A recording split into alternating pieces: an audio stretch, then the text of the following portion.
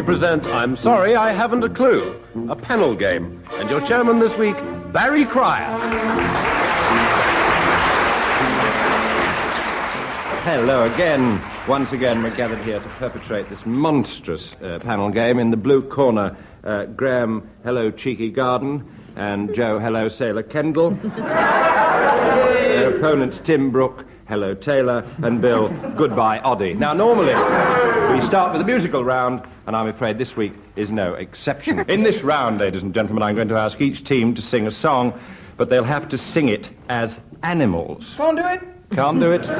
You'll have to. Graham and Joe, I want you to sing Hernando's Hideaway, but in fact as a dog and a cat. Easy.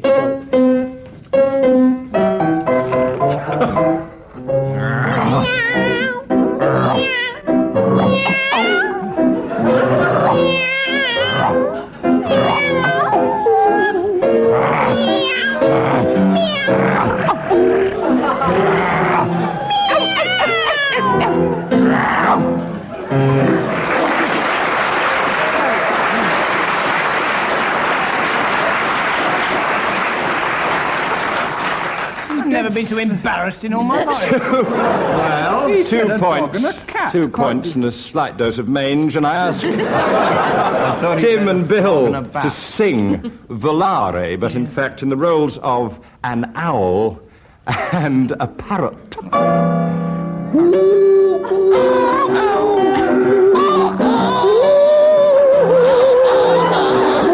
Who's a pretty boy there? Who's another pretty boy? Oh, look up a bit. Where are we in the tune? Oh, it's a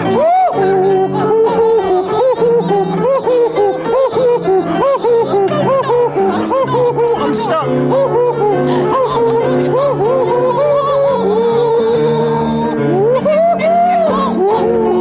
Haven't we finished yet?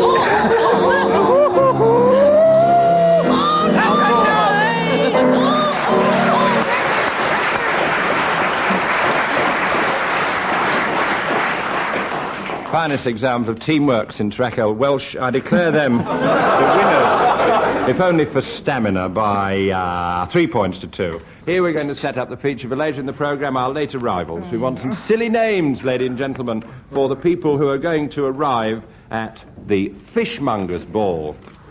The Fishmonger's Ball, later in the programme. Can we have your late arrivals, please? And we will, in fact, leap on. Let's have a musical interlude with Blues Time, ladies and gentlemen, Blues Time. Each team's going to get a subject on which they must improvise, nay, compose a 4-line blues, and they sing alternate lines. We'll start with Tim and Bill on this. Your subject, and I've taken out insurance before I say this, Des O'Connor. It's not a subject. Something to sing the blues about. Oh, wait a minute. Isn't that butter? We want to sing the Des O'Connor blues, all right? Oh, yeah. I woke up this morning, You could have fooled me. leapt out of my bed. Yes, I did. I leapt right out of my bed. I hoped there was something good on television. But oh no, there was the Des O'Connor show instead. Well, now, when I'm going to tell you something, people, I don't want to say anything bad about Des O'Connor. 'Cause you shouldn't speak ill of the dead. Hey!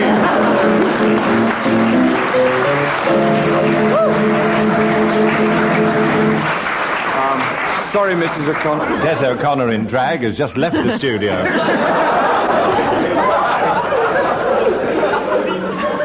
We move now back to Joe and Graham. That was the Des O'Connor Blues, by the way, got 4 points and 2 solicitors' letters. We go to Joe and Graham. Will you sing us a blues about strikes? I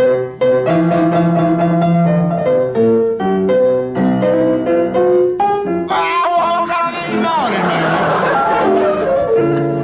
Think about the Industrial Relations Bill.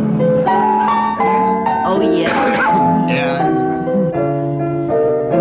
It ain't working. I don't ever think it will, baby. So, we're going on on strike. Good night.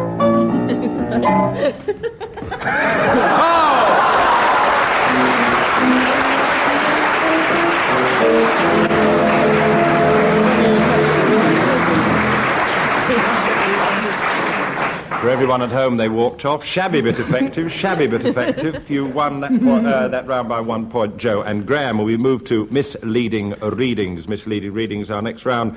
In this round, each team will read a well-known piece of prose or verse in funny and extremely silly voices, and the other side have to try and identify the piece. I shall score erratically. We'll start with Tim and Bill with their first piece. Which is The Seagull by Anton Chekhov.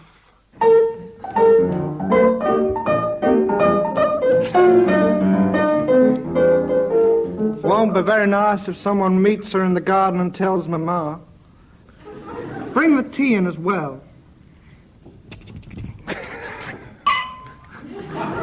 Here's the thing I was telling you about. This is what you ordered, man. I don't remember. No, I don't remember.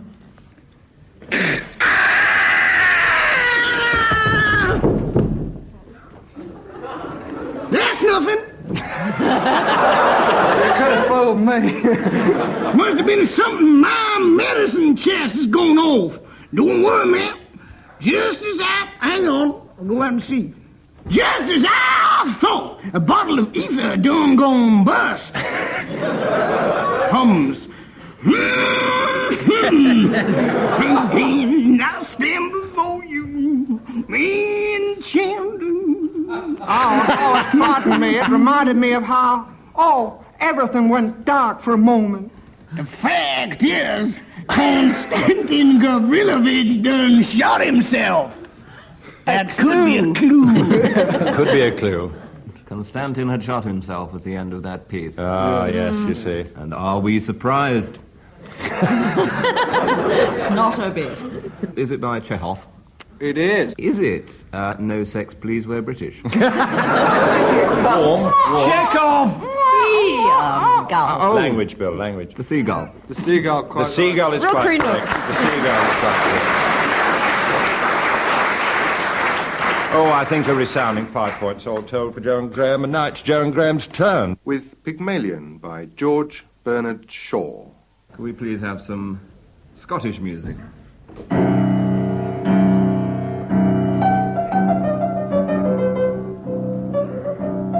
I don't care how you treat me. I don't mind you swearing at me. No. I don't mind a black eye. I've had one before this, but I won't be passed over. Then, get out of my way! I won't stop you. You talk about me as if I were a motor bus. So you are a motor bus. Oh? All bounce and go, and no consideration for anyone. But I can do without you. Don't think I can't. I know you can, Cobber. I told you you could. I know you did, you brute.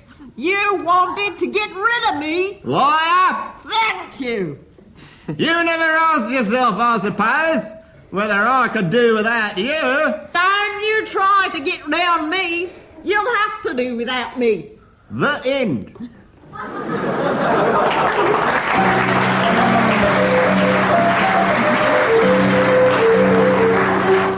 An extract. Des O'Connor in drag has just returned to the studio. He was playing a club in Brewer Street. Now...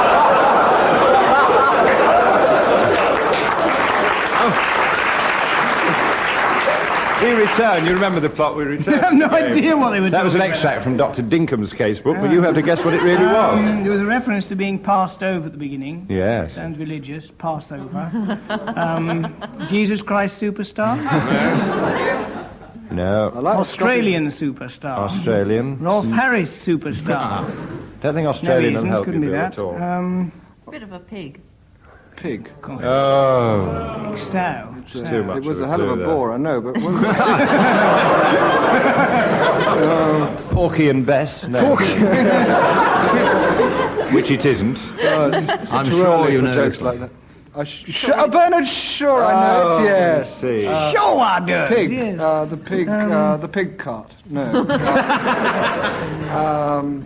The doctor's pig. Cowmelian. The doctor's Cowmelian, you're so warm. The doctor's dilemma. No. You've got it, haven't you? You have got it. Yeah, but that's nothing to do with the program. Just don't come near me. That's just the doctor's dilemma. Say it again, Bill. Say what you said before, just this minute. Cowmelian. Cowmelian, indeed, or read Pygmalion by Artie Shaw. You're quite correct there. And it's to all misleading readings. Did you heifer? Did you? No, you haven't. Now on to the next round, and I'm going to ask each member of each team to, in fact, declaim a well-known poem, but they have to declaim it tunefully, ladies and gentlemen, because you have to sing a well-known poem. We're going to start with Graham Garden, and so it's Graham Garden singing Gray's Elegy in a country churchyard to the tune Darktown Strutters Ball.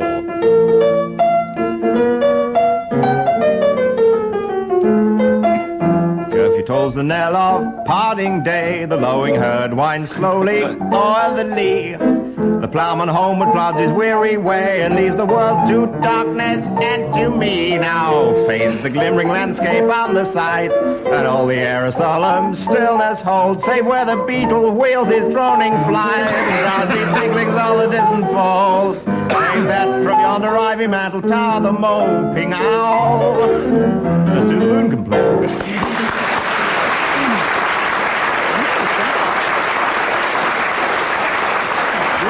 There'll be some turning in the graveyard tonight. 2 points. 2 points to Graham Garden. Bill, Oddie, will you oblige? Shelley's The Daffodils, Bill, on page 239, but in fact to the tune of Somewhere Over the Rainbow.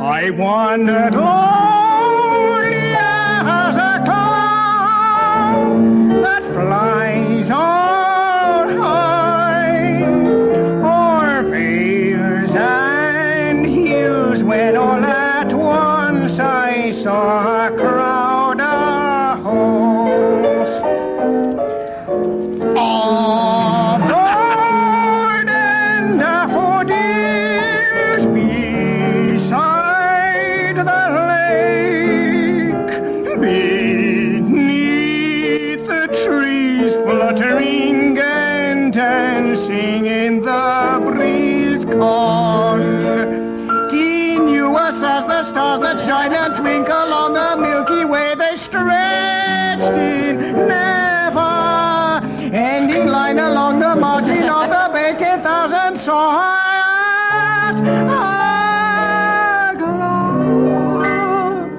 arms tossing, edging sprightly dance, the way beside. I've a feeling he's going forever. Melting the sparkling waves in glee.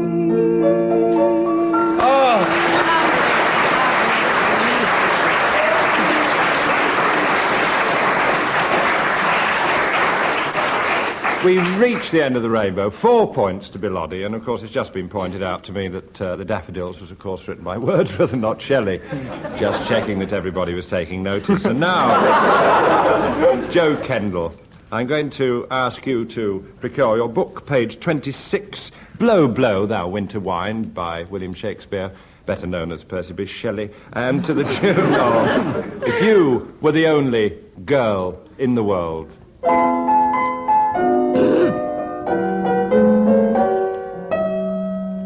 Blow, blow, thou winter wind, thou art not so unkind as man's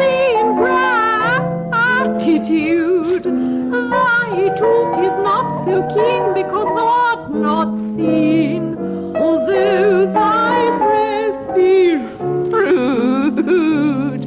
Hey-ho, sing hey-ho into the green holly. Most friendship is feigning, most loving mere folly. most jolly. Freeze, freeze the bitter sky. Thou dost not fight so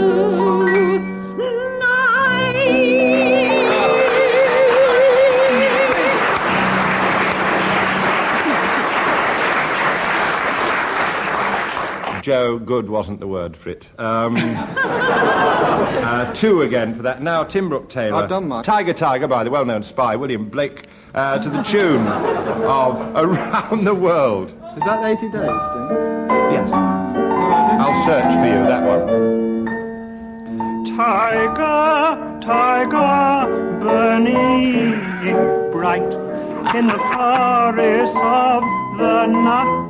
What a mortal hand or I could frame thy fearful symmetry in what a distant deep so skies when the fire of thine eyes on what wings they aspire, what a hand sees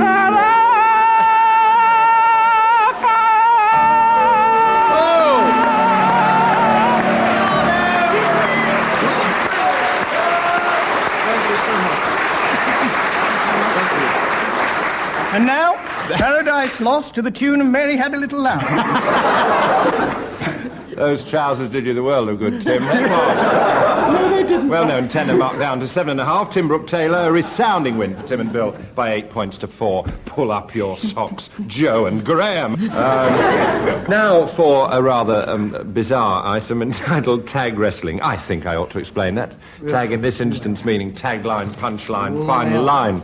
I'm going to give each team the final line of a hopefully short story. A member of one team must start the story and obviously head straight for the end of their own particular story before I press my hooter, if you'll pardon the expression. And then a member of the other team must then take up the story very quickly, but they're heading for their punchline. Now, the first team to reach their tag wins, and in the event of nobody finishing, I shall probably fall asleep. Now we go, first of all, to Tim and Bill, and your tagline of your story is, so the choir went home and we could see our knees again just over the top of the roof. And so the choir went home and we could see our knees again over the top of the roof. Joe and Graham, the tagline of your story this time is, the spaceship landed safely, proving porridge is inflammable in a leap year. The spaceship landed safely, proving porridge is inflammable in a leap year. So we'll start with Graham on this occasion, and you're heading for your spaceship line, are you not? Go. Well, Professor, I said, it doesn't seem to me as if this is going to work. Nonsense, my boy, he replied. Porridge, believe me, is inflammable. As you may remember, he said, I had that astounding success with the giant knees. Thank you, Professor. I do. What exactly happened on that occasion? He said, well, it involved... Joe. Don't interrupt me, said the professor. And then the second experiment you did was when the spaceship landed safely. Was also on the subject of giant knees, insofar as the first lot deflated. So I made another lot, and of course we were hoping for success, so we went to the church to pray for the giant knees. We took them along there, and we asked the vicar to bless them. The choir came in at that moment. Get out, said the professor. Are the vats full of porridge? Yes, sir. Right, prepare for blast-off. And away we went. Excuse me, said the professor, I have these loony moments when I suddenly talk about strange things. Let us get back to the choir who are just coming in. Ooh. But the spaceship had already gone off with its inflammable porridge as fuel, and... Naturally, the noise this made passing through the sound barrier was as if 1,000 Concords had passed that way, and the roof of the church collapsed at that moment, thus lowering... Luckily, the choir leaped out of the way. The spaceship landed safely, proving porridge is inflammable in a leap year. Yes! Why not?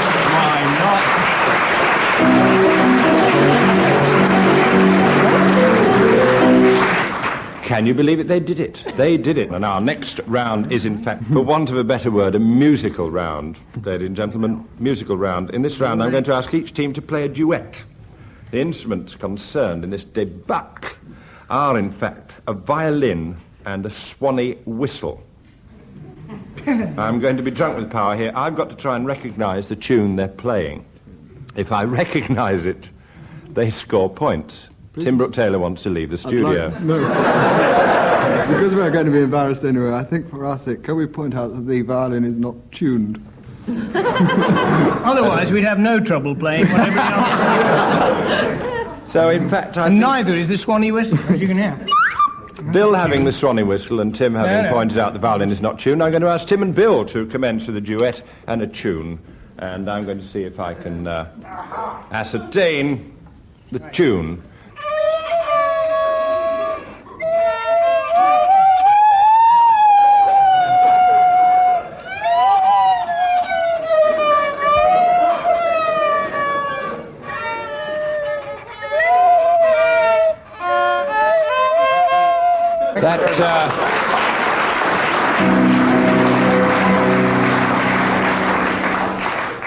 Sounded very like the refrain from Spitting, but I can't go further than...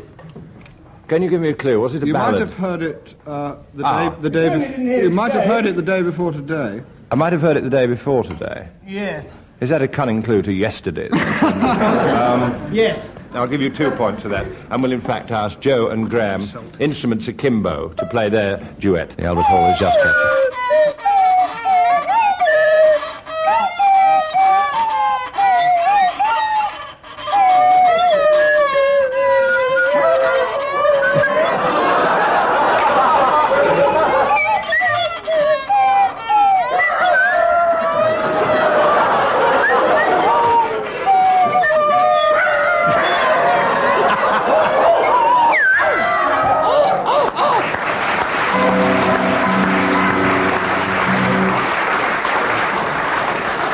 I don't know what it was, but 3 randy chickens have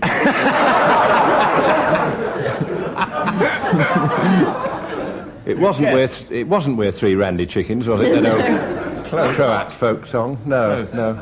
I clapped at the end, but I didn't want to be the odd one out. Is this a pop song in its loosest sense? It was once. It was once, yes. No longer after that.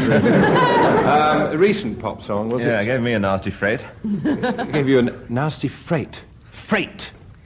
I caught your intonation there. I shall throw it back to you. Freight. What song do I know? There, I think. Freight Train. Yeah. No! Nancy Yes, Whiskey and Chas McDevitt.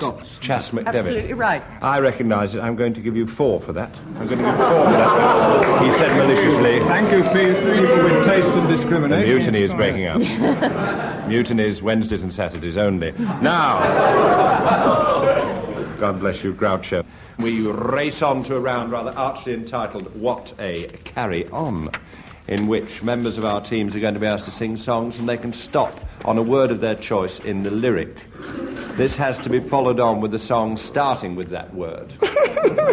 Although I will allow a certain amount of overlapping, which of course won't be seen by the people at home, so we'll get away with it. So we will, in fact, I think we'll start with Bill Oddie, who will sing and stop on a word of his choice.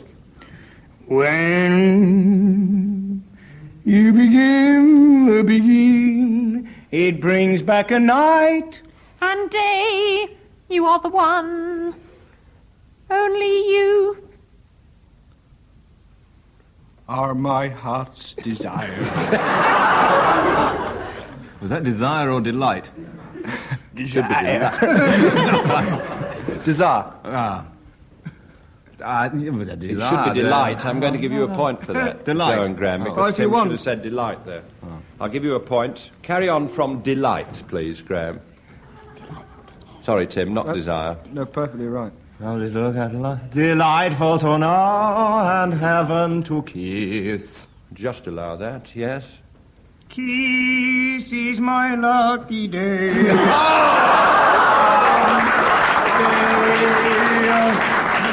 They try to tell us we're too young.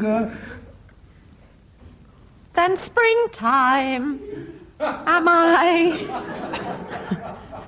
I've got the feeling I'm falling.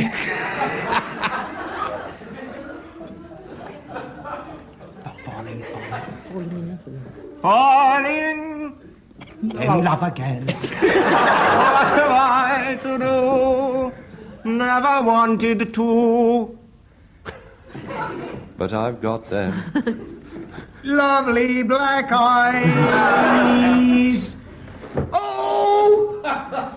You beautiful doll, you great, big, beautiful. Doll, singing doll. Sorry, what was the... Now, we've gone... I'm going to score Tim and Bill 6-4. And now we revert to late arrivals. You may remember I asked for people who are going to arrive at the fishmonger's ball. Yes. And first we'll go this time to Joe and Graham. Who arrived at the fishmonger's ball?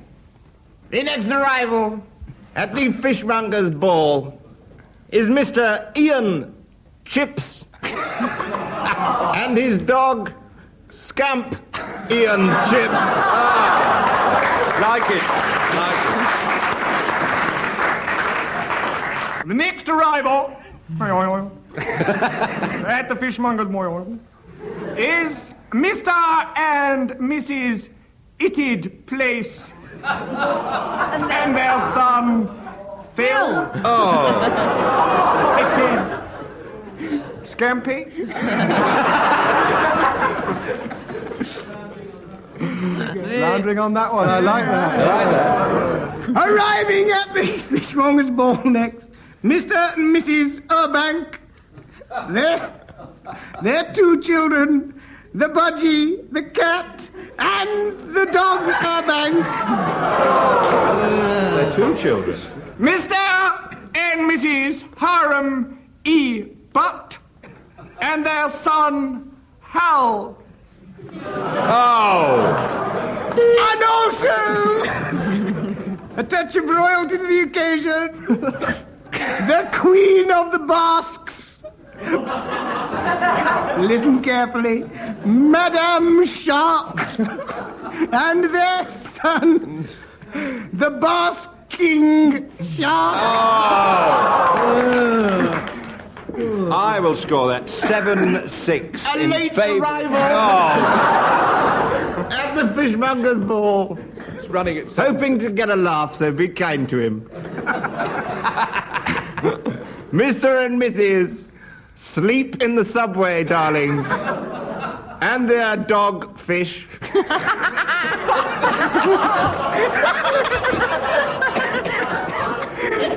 has now left. That joke is ahead of its time, which is about 11:30 this evening. So I score 7-6 in favour of Tim and Bill on that round. One last quick round, and this is rather a novel one. For this round, I'm going to ask each team to give me £5. Right, that's it. No points for anyone. I win. I'm going home. Good night for now. Bye.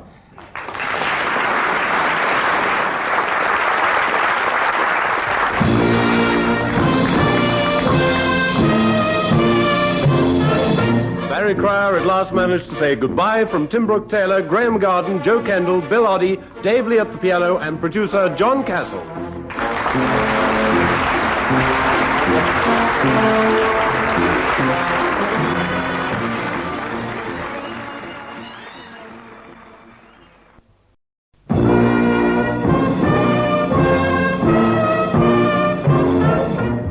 We present I'm Sorry I Haven't a Clue.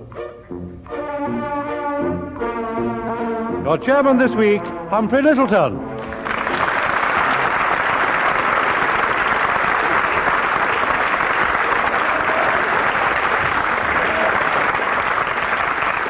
Hello again.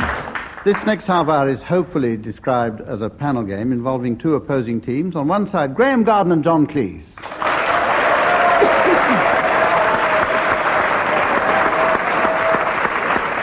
And on the other side, Tim Brooke Taylor and Bill Oddie.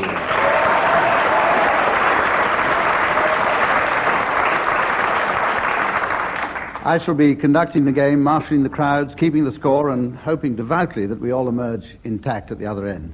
Here's the first round now, in which I ask each team to sing the words of one song to the tune of another. We're going to start with John Cleese and Graham Garden, and I'm going to ask you to sing the words of How Much Is That Doggy in the Window to the tune of that well-known cavalry and circus march, The Entry of the Gladiators.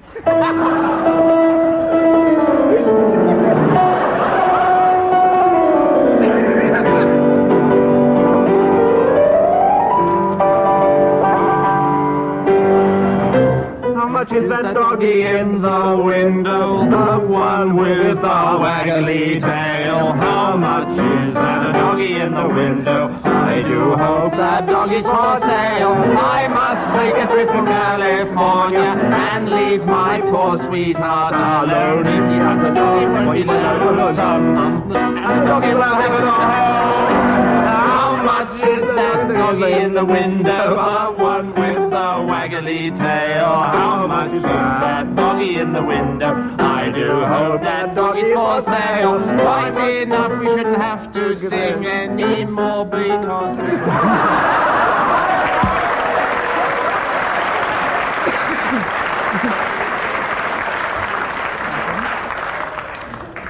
Thank you, John and Graham. I'm marking this one for rendition. Tim and Bill, your words are those of Zippity Doodah to the melody of the theme song of the Women's Institute, Jerusalem.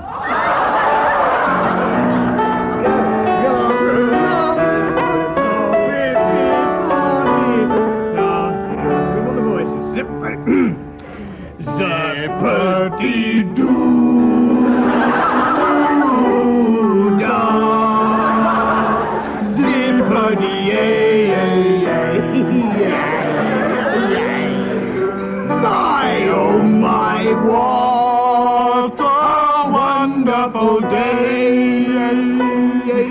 Plenty of sunshine headed my way. Zippity-doo, da-zippity. Mr. Bluebird on my shoulder. It's the truth.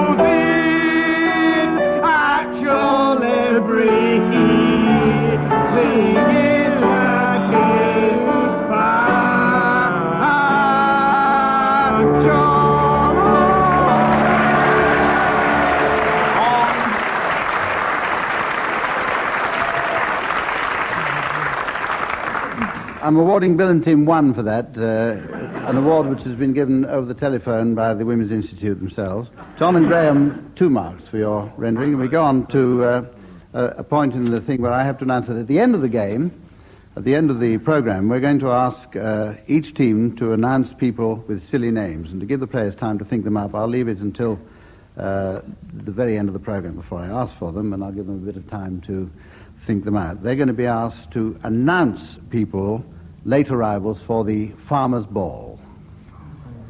That's coming up later. Teams. And we go on to the second round, which is misleading readings. In this round, each team will read an excerpt from a well-known classic in the English language in a disguised voice, or in disguised voices, and for 1 point, the other side must identify the piece. Our audience here will be told what the pieces are. John and Graham, I'm going to ask you to start. John and Graham's piece is Twelfth Night by William Shakespeare.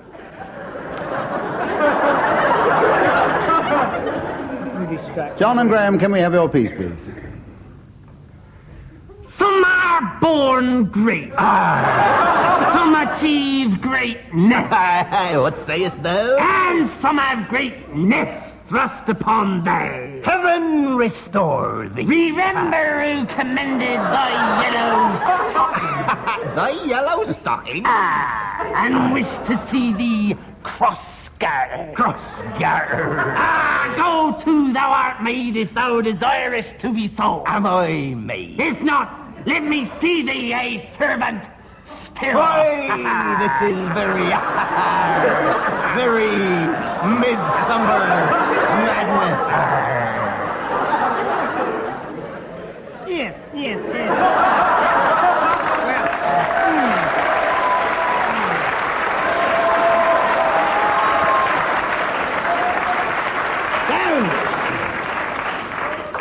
Tim and Bill, ignore that clack in the audience and archers. identify that piece. No, not the archers. Not the archers. I didn't mean to say it wasn't the archers. It's more classic than that. It's not in front of the children. Not Son of Long John Silver. No. Not Son of Long. I recognise Louis Armstrong impersonation in there somewhere. I would say it was Shakespearean.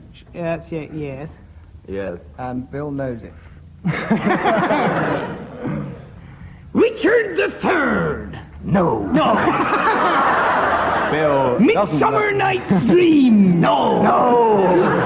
Sonnet 158. Close. Before we go through the entire works of Shakespeare, I'll give you half a mark for Shakespeare and dock you half a mark for not knowing that it was from Twelfth Night. Twelfth Night. Was it? Twelfth Night. Now, Tim and Bill, let's have your Didn't go too excerpt well on from the the first classics, 11. please. And from Tim and Bill, The Mad Hatter's Tea Party from Alice in Wonderland by Lewis Carroll.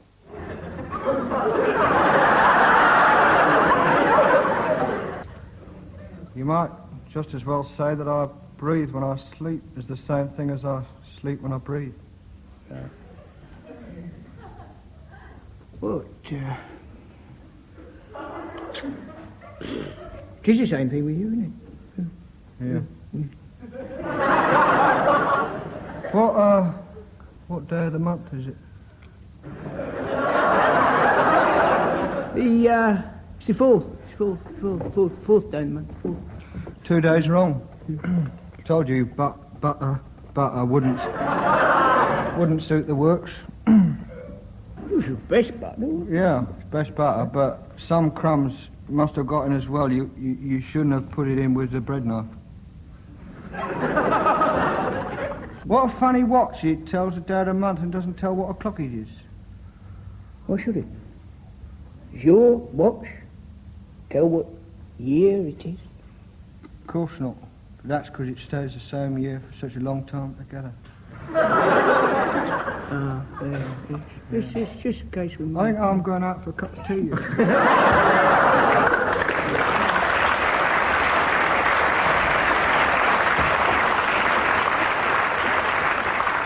John Cleese and Graham Garden, if you're still awake, can you identify that, please? I think the audience thought it was Pinter. You think they Yes, thought I it was think Pinter? I think they thought it was played like Pinter. It was played like wasn't Pinter, yes. It was played faster than Pinter.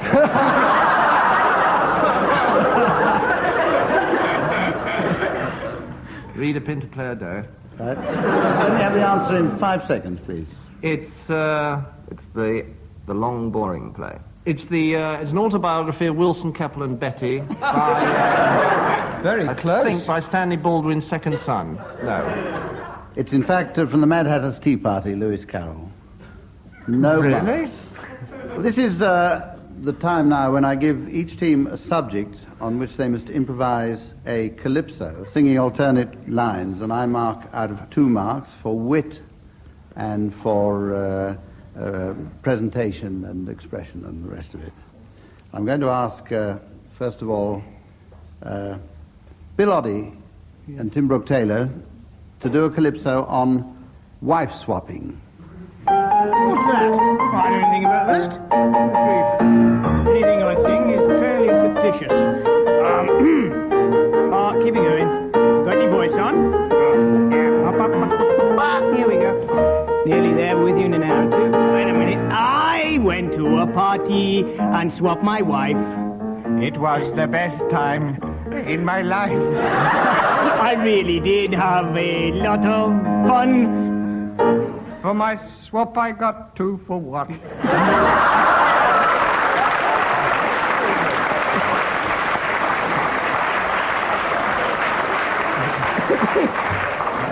Oh, there, you can't get much better than that, can you? No, I'll give you 2 for that one. Now, John and Graham, your subject is the common market. I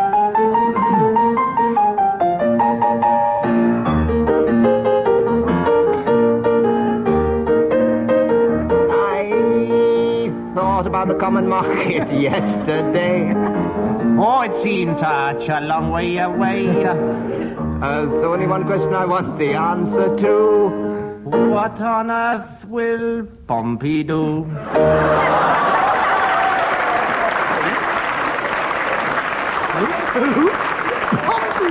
Pompey level pegging so far.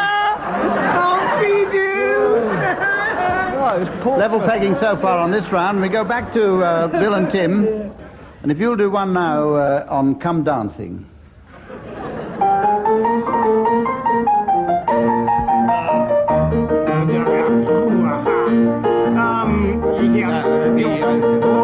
Oh, yeah, man, yeah. Definitely. Keep going, baby, that's right. Don't play that piano, The day I went to see Come Dancing, and round the floor all the people were prancing. There were lots of girls looking their best, but the prettiest of all was Peter West.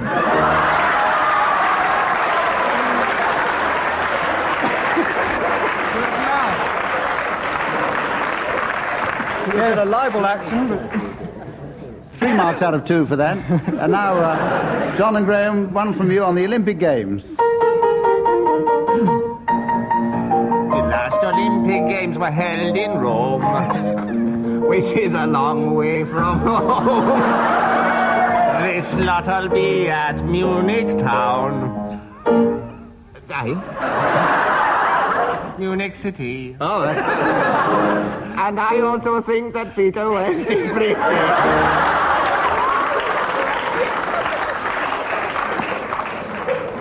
Well, you lose a mark for getting into the wrong calypso there. The score up to now is John Cleese and Graham Garden, 1, 2, 3, 4, 5. Bill Oddie and Tim Brooke Taylor. Oh, we've got halves in here. 5, 6, 7, 8.5. Absolutely. And we move on to the round called Word for Word, in which I give members of the team in turn a word. They have to come up with a word which has no connection with it whatsoever. Each team has a buzzer, and the opposite team can challenge any word if they can and get a mark if they prove to me that the word has a connection. John Cleese, I want you to start off with the word rent. Turnip. Contrapuntal. Bat. Recidivist. Mouse. Artichoke. Intermarriage. Calligraphic. Batter. Stem gun. Challenge there from Tim Brooke Taylor. It's only because they're using words I don't understand. The only reason I didn't buzz them is I don't understand them either. Therefore, I think... In that case, there is a connection insofar as we do not understand the last 2 words. Right, well, I'm going to put down... a mark there to Bill and Tim and ask Bill Oddie to start with the word rocket. Runt. Why did I say that? Oh, he's talking about himself, isn't he? Bicycle clips. Bicycle clips and runt. Yes. You said he was talking about himself. Yes, 1 mark. 1 mark. Objection upheld. Let's get this thing moving. Let's get this show on the road, baby. Graham Garden, will you start with the word limp? Brown. Stole. Egg. Stoat. Objection there. Is that stole? Stole. Yeah, most stoles are brown, aren't they? Yes, they are. You get a mark for that. Oh, very tenuous. No, you know, You mean play all this those game that aren't seriously. silver and Yeah. all the well, rest? look, Yes, most yes. stoles are brown. And for that, you can start, Tim Brooke Taylor, Oh, with the thank word you. rook. Bicycle clip. Oh! Hesitation. Arc. Arc. Violin. Arc. Turnip face. Runt. Horse bladder hat. Bicycle clip. Camel. I think I'm going to stop you there on Yes, the grounds of repetition, That took me by deviation, surprise. I wasn't Plagiarism. hesitation, and being in the wrong panel game.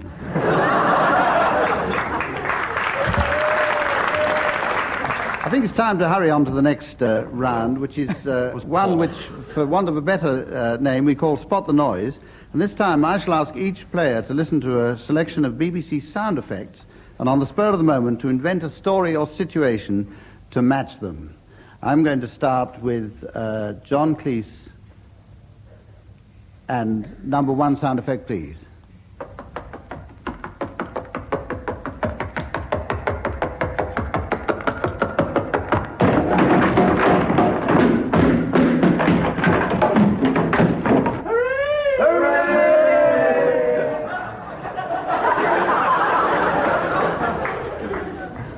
That's it's Gordon Pirrie running up the stairs.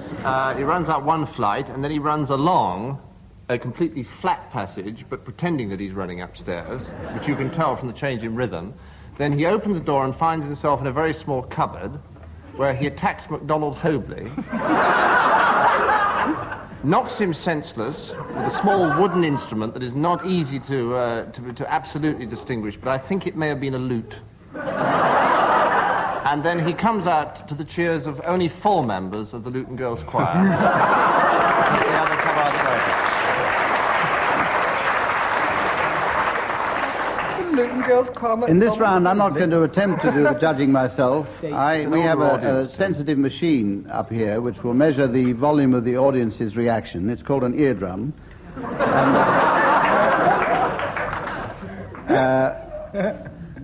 The length of the applause for that was 5 seconds, which shouldn't take very long to beat. The next sound effect will have the story attached to it by Tim Brooke Taylor.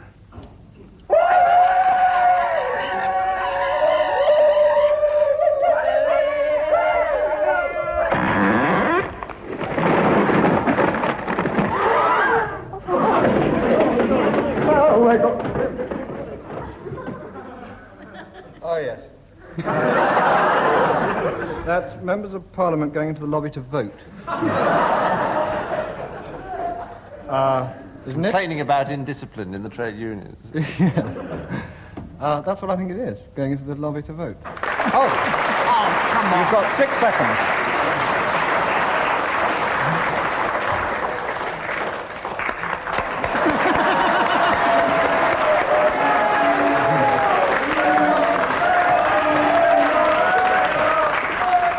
One mark there because something's gone peculiarly wrong with the stopwatch.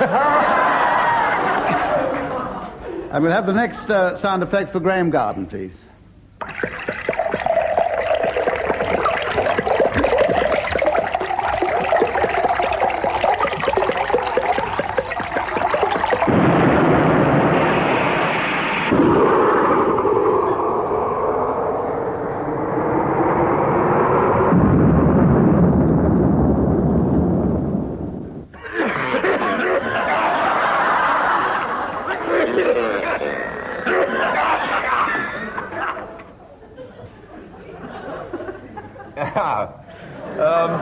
The sound which you just heard was recorded in the changing rooms of Derby County football team. Players having their bath following their defeat by Arsenal. And the discovery of a Polaris submarine. A missile being detonated by Brian Clough with his rubber duck.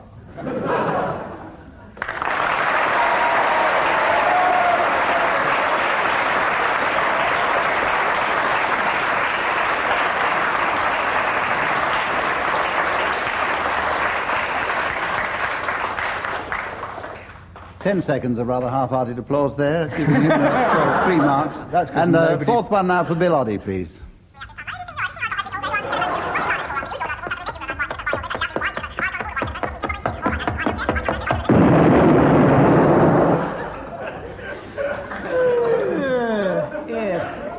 I think I recognised Raimondo there, didn't I? You know Raimondo, he's the little voice that gives out Jimmy Young's recipes. In which case... well, maybe that's it, yeah. Raimondo's the one who says, hello, and all that. And Jimmy Young's the one who goes... In which case, it's clearly Jimmy Young having just tried out his own recipe for baked beans. Racing. Clearly. Wait a minute. Save it. Push your luck. Racing for the loo and not making it.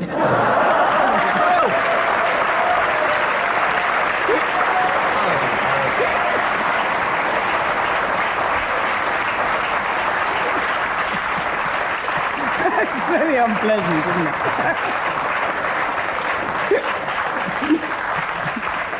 Right. Ask him, Mother. Okay, Mom. Thank you. Well, that scores 3 marks. Making a total score of 14.5 for Bill and Tim. What else? And 12 for John and Graham. That's what I made it? Still, it's early days yet.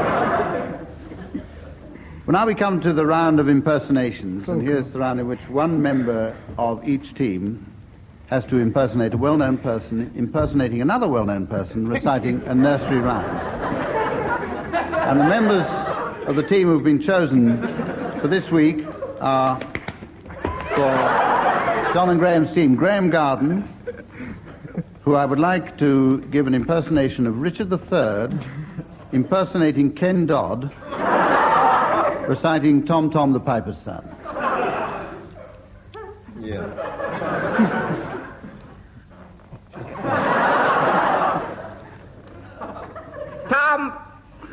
Tom the Piper's Son stole a pig and away did run. The pig was eat. And Tom was beat. Have you ever been beaten, missus? And Tom went running up the street.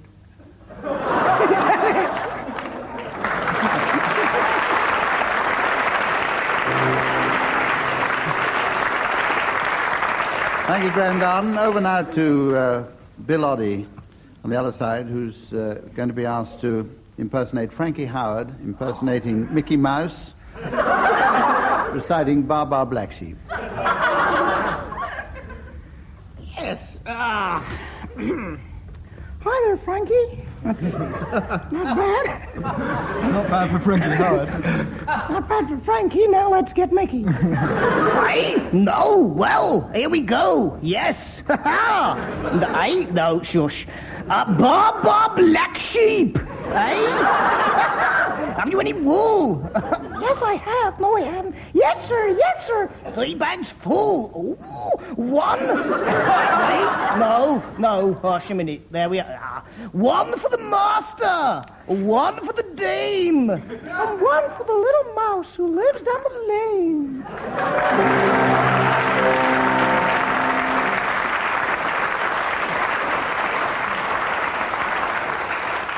I'm going to give Graham Garden 1 extra mark there because his was over quicker. And this makes the score an absolutely level pegging 16 all. We're all here on tenterhooks, whatever they are. And this round involves individual players rather than teams. The first player starts a song, stops singing whenever he feels like it, and the next player picks up on the word at which he stopped and has to start a new song starting with that word. I allow a certain amount of poetic license in this round. We'll be going in the order of John Cleese, Tim Brooke Taylor, Graham Garden, and Bill Oddie. John, will you carry on singing, please? Daisy, Daisy, give me your answer. Do something to me. Me. A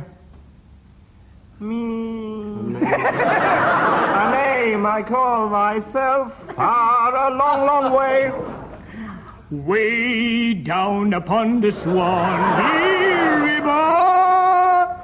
That's not fair. Far, far away. Way down upon the wait a minute. Wait. I give up. John Cleese has given up there. We're going to start now. He gets, of course, no marks for that. We're going to start now with Tim Brooke Taylor. Will you start a song, please? Oh, I do like to be beside the seaside. Oh, I do like to be beside. Beside. I'll be beside. I'll walk. I'll walk beside you. You're driving me crazy. I want to die you. To you. Skip the oh, you. You're driving me crazy. What? John Cleese, what? What is that doggy in the window?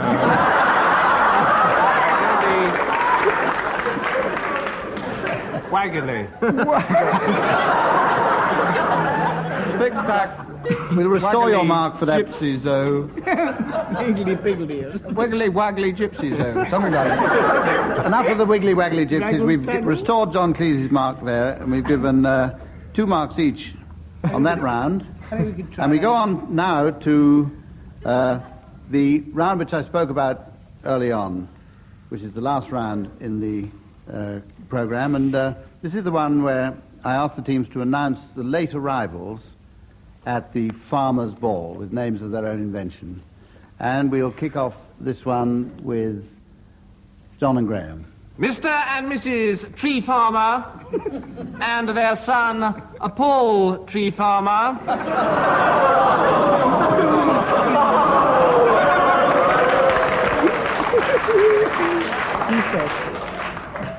Well, if that's the sort of reception he gets, I don't wish to come in very much.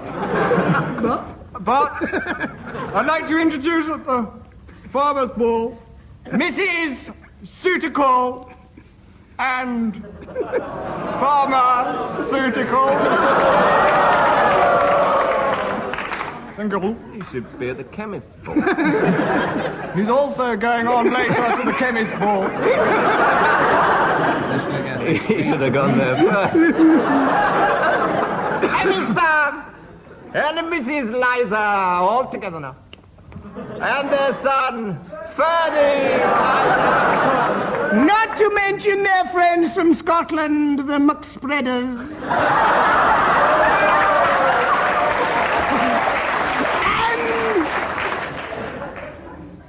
Mr. and Mrs. Stingtime and their son, Harvey Stingtime. And funny you should mention him. But he was coming to He our was ball. coming as well. And so was Fertilizer. But Mr. and Mrs. Festival and their son, Harvey Festival. And at the piano, providing the music, the famous blues singer, Rhode Island Red. And, of course, finally, Farmer Giles and his horse manure. And a late arrival, Mr. and Mrs. King Machine and their son, Emil King Machine.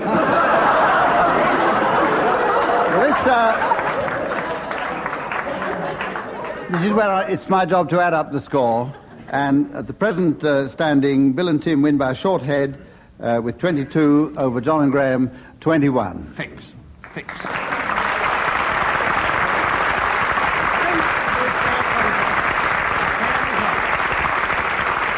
And with that breathlessly exciting score being held over till next week, it's goodbye from me, from our musical accompanist Dave Lee, and from our two teams, John Cleese and Graham Garden, Tim Brooke Taylor and Bill Oddie.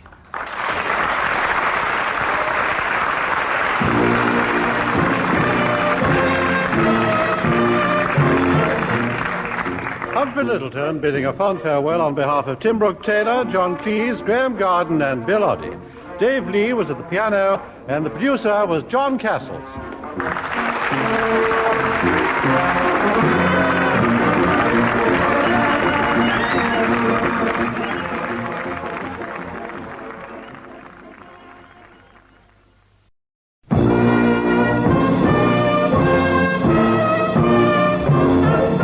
We present I'm Sorry I Haven't a Clue. Chairman this week, Humphrey Littleton.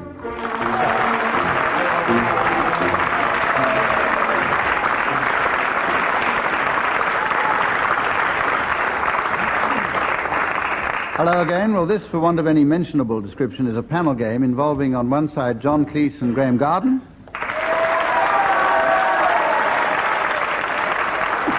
On the other side, Bill Oddie and Tim Brooke Taylor.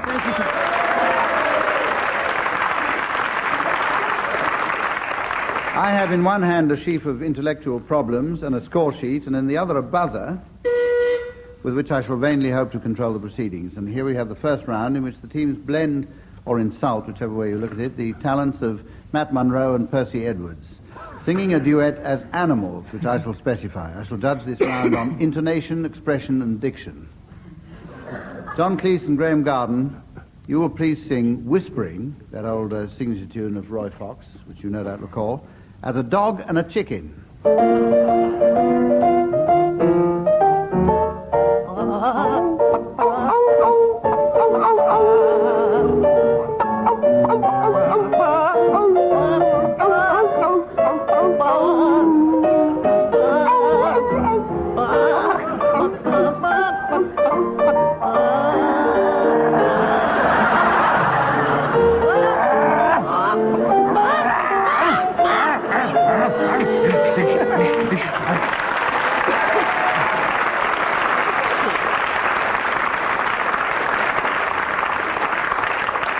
I had to stop that one before John Cleese bit a piece out of the microphone. Bill and Tim, your tune is Tiger Rag, to be sung, please, as Tiger? a duck and a sheep.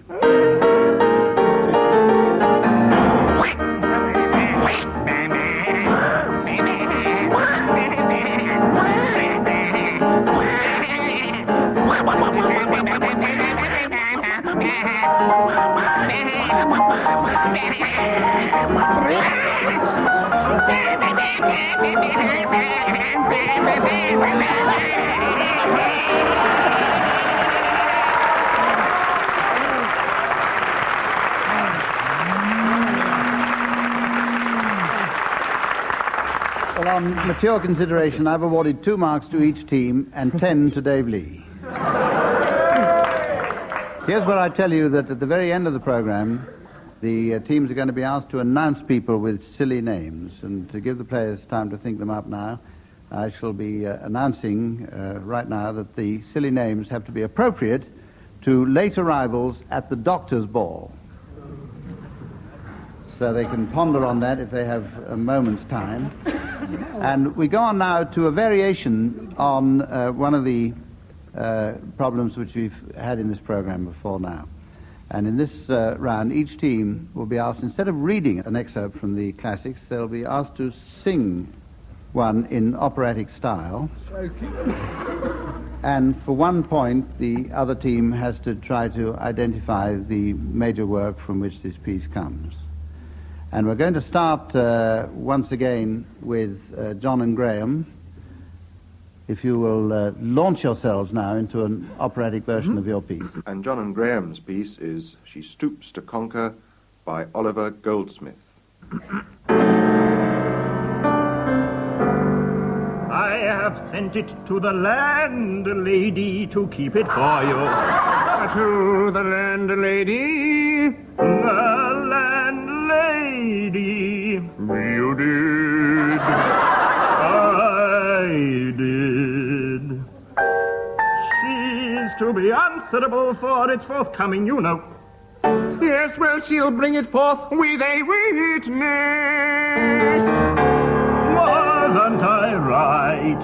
I believe you'll allow that I acted prudently upon this occasion. You must not see my uneasiness. You seem a little disconcerted, though. Well, methinks, sure nothing has happened? No, nothing. Nothing was in better spirits in all my life. And so you left it with the landlady. The landlady. Who no doubt very readily undertook the charge.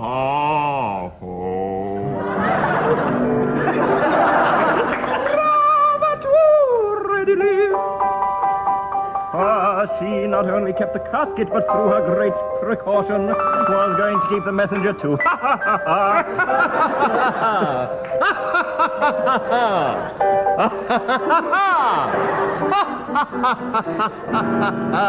They're safe. However, as a guinea in a miser's purse. Boom.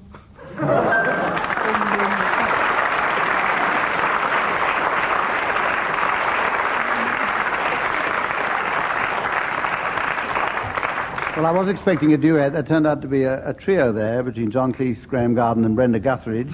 And I mean, for 1 mark now, we asked the opposite team, Bill Oddie and Tim Brooke Taylor, to identify the work from which that came. Hair?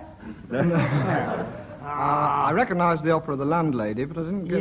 Who wrote that? Puccini's Landlady? There was a rather... No, I'm thinking of She wrote Lady's all this mother-in-law, stuff, actually.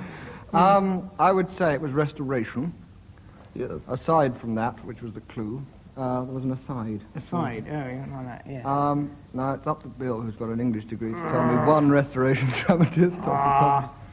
The Landlady, by Sheridan. Yeah. Yeah? Not Sheridan. Not the Sheridan. Not that Sheridan. Not that one. No. It's not another Sheridan, is it? 5 A bit seconds. of an old chestnut. Can you come up with it in 5 seconds? A bit of an old chestnut. Old chestnut. Jack Conker! She stoops to chestnut. She stoops to chestnut.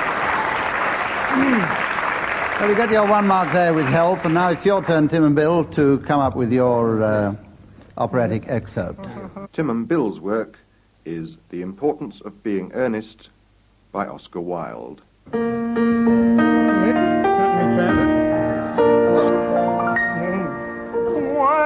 have you been since last Thursday?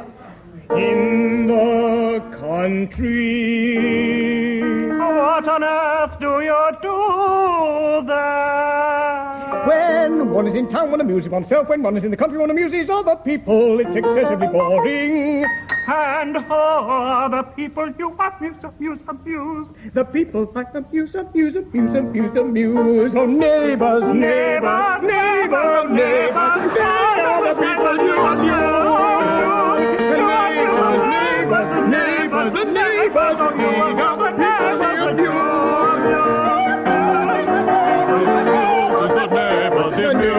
neighbors of you. All together now, neighbors, the neighbors, the neighbors, the neighbors. The news is the neighbors, but not the audience.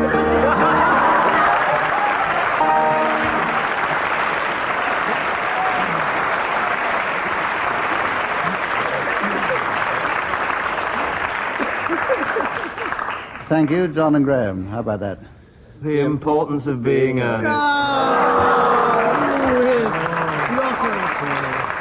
Can you tell me which act? Act 1, Scene 1. Is it? Act 1.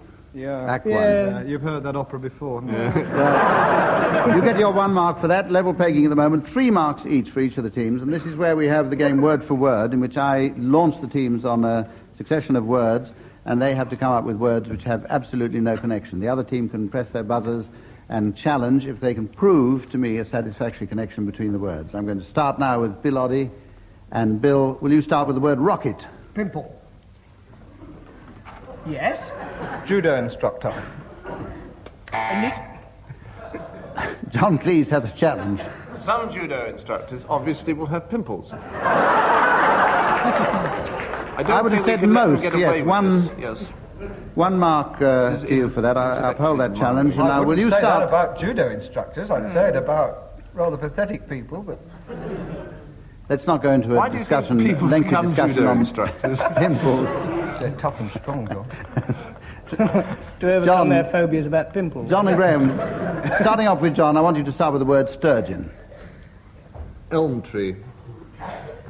Lobotomy. As a challenge. We've all heard of a tree sturgeon. Yes, But never an elm tree, we most certainly have. Elmer tree. We certainly have heard of a tree. Yeah, Bill, I'll give you 1 for ingenuity there, if not for spelling. Tim Brooke Taylor, will you start with the word badger? Ice cream. Pickle. Bucket. Oh. Elephant. Tim used to badger his mother for ice cream. Yes! I think I'll allow that one too, John. Where? It's obviously true. And weasel Graham 1 Garden, point. will you start with the word chair? Clock. Elf. Backsliding. Spoon. Bucket. Belfast. Curtain. String. Wallaby. Greatness. Terpsichore. Oil. Randy. Challenge there from Tim Brooke Taylor. Sorry, it was getting interesting. Please let them carry on. Could he go on? It was Turpentine. You withdraw no, your it was a very challenge, boring right. interruption about Terps and oil, so I'd rather they went on about Randy, please. Yes. And we have the rest of that. Randy. Carry on with your talk. Turpentine. Randy. John Snag. Randiest man I've ever met. Objection there from Tim Brooke Taylor, which is disallowed on legal grounds. Sorry, John, I said... Bill Oddie, will you start with the word idiot? Oh, sorry. Objection upheld. Objection upheld, and that scintillating round brings the score to Graham and John 6 and Bill and Tim 5. How exciting. Now we have...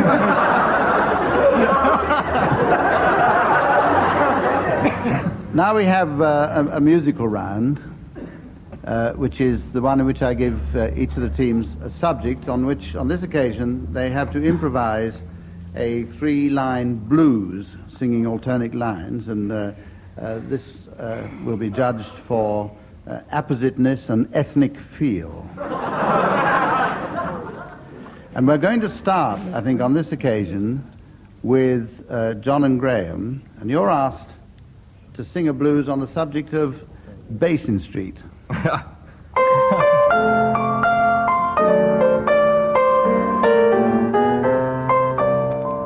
I woke up this morning. I've been dreaming about Basin Street. Oh, yeah. Only because I had such a terrible pain. Where do you have the pain, baby? In my feet. Yeah. Right there in my feet. Yes, sir. So I rub in some implication to stop my feet from hurting. That's sweet.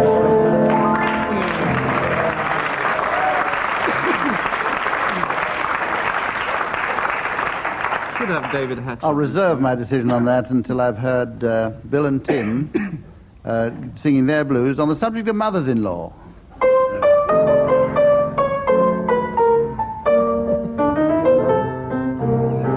Oh, yeah.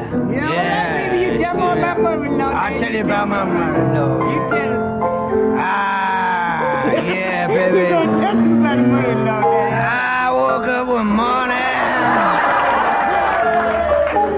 And my mother-in-law came to see me. Whoa! That's bad enough. Yeah, I woke up one morning. That's why I got the blues. Well, I wouldn't say my mother-in-law was ugly. But she's got a face like $1 million. All green and crinkly. And spent. What a gift. Another round of those coming up, and we'd like one from you, John and Graham, on the subject of brain surgery.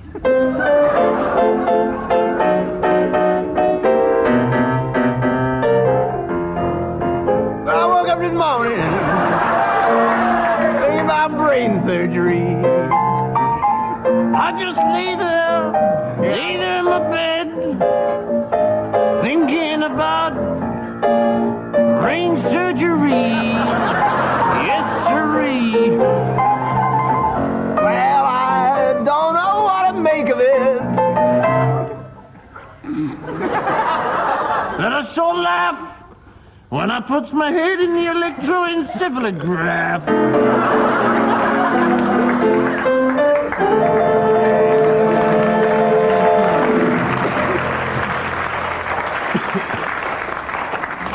And one from Bill and Tim, please, on the boat race. All right, let's go to boat race blue. Everybody join in the chorus with me. Make it nice, easy rhyme, Dad. Whoa! I woke up this morning. About 10 o'clock, I had a smile on my face. Yes, I did. I had a smile on my face. Here's a novelty. You woke up this morning. I woke up. I did too. And I went down to see the boat race. Oh, that's convenient. That's what we're singing about. Oh, really? Yeah. And I picked up an oar and took her back to my place.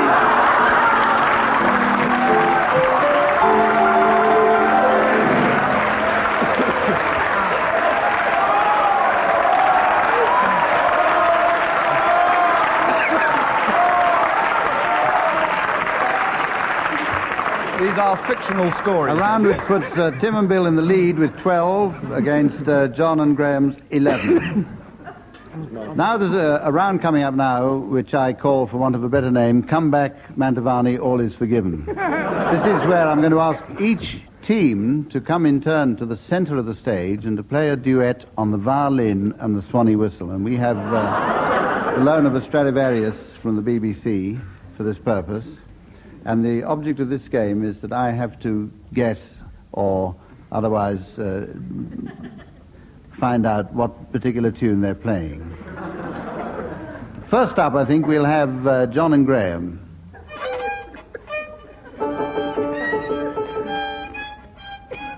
Have you started yet?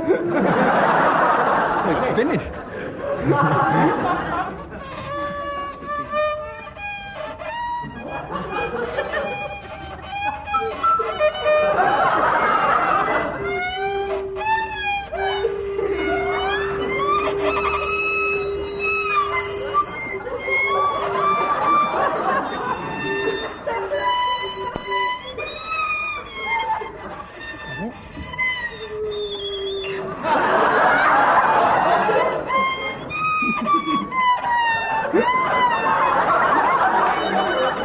All right, I'll talk.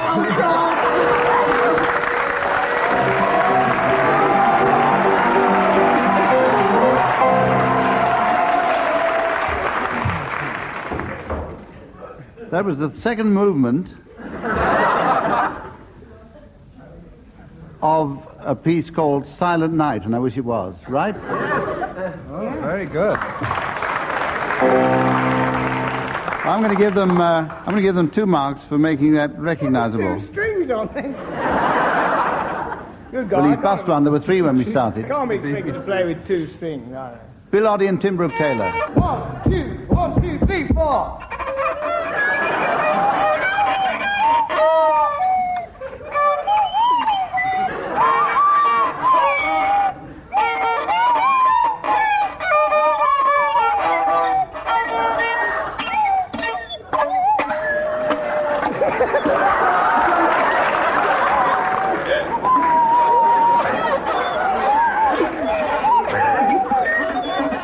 There goes another string. And so he's going on. This boy doesn't know when he's reaching.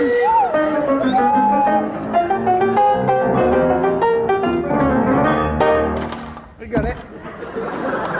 Thank you, Stefan Grappelli. I'm a bit dubious about this one. I've got to put down 1 or 2 selections. No, don't do it again, please.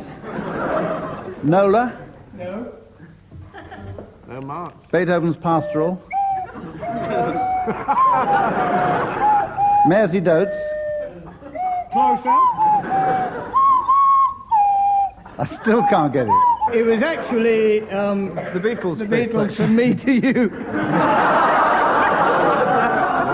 And you can keep it. Right, well, that puts John and Graham now in the lead, 13 to Tim and Bill's 12. And we hurry on to the round of impersonations, in which one member from each team is asked to impersonate a well-known person, impersonating another well-known person, reciting a nursery rhyme. We're going to start this occasion with John Cleese, who's going to be asked to impersonate Jimmy Clitheroe, impersonating Alan Wicker, reciting 4 and 20 Blackbirds. Hello, fish face. Just tuning up. Sing a song of sixpence, a pocket full of what? Rye, bourbon, champagne.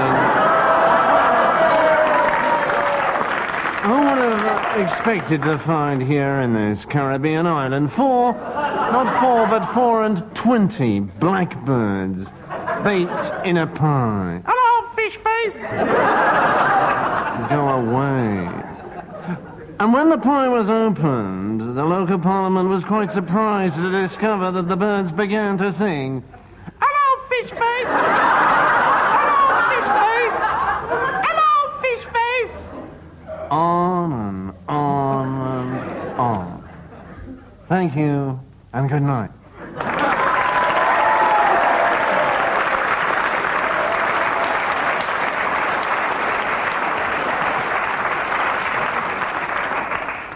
Well, on audience reaction, I think you get a couple of marks for that one. This is where we ask Tim Brooke Taylor now to do his impersonation of Lady Bracknell, impersonating Long John Silver, reciting Ride a Cock Horse. Easy. After you, John. Thank you, ma'am. Ride a cart horse to Banbury Cross, and I'm very cross at the moment. To see a fine lady upon a white horse. She'll have something on her fingers and something on her toes. And she shall have music wherever she goes, and I go. Thank you.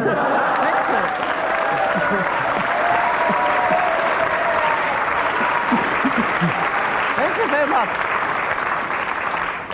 Still gives me pleasure. Well, I can hardly bring myself to say it, so great is the excitement, but that round puts John and Graham in the lead with 15 against 14 from Tim and Bill. And we come to a round which is called a singing relay.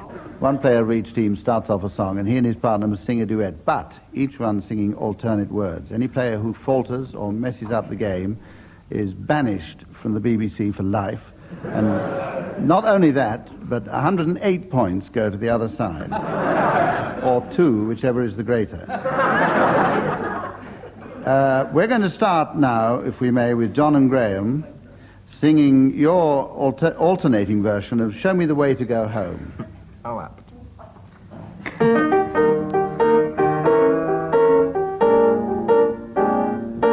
Show me the way to go home.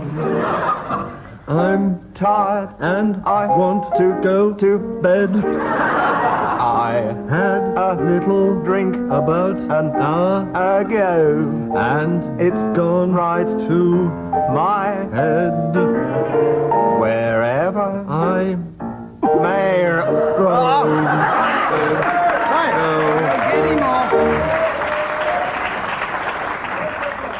We'll give you 6 out of 108 for that. Bill and Tim, you're going to be asked to sing your alternating version of the Woodpecker song.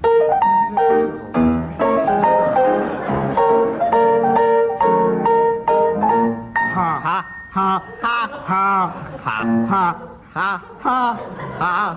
That's the Woody Woodpecker song. Ha, ha, ha, ha, ha, ha, ha, ha, ha, ha. He's up. Appalling! God! Well, you didn't get as far as the others. You can We weren't singing the same regain. song. You can regain some marks if you can manage to sing that one at twice the tempo.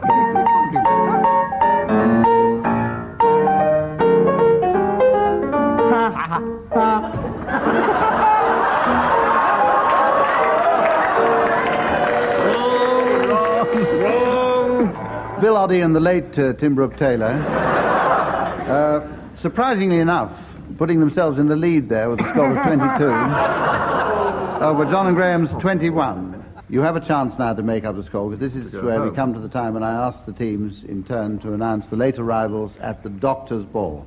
We'll start on this occasion with your team, Tim Brooke Taylor and Bill Oddie. Away you go. Introducing the first visitor to the medical ball. And I wish I were dead already. That's not a name. Mr. and Mrs. Aesthetic. And their daughter, Annie Aesthetic. How about pathetic?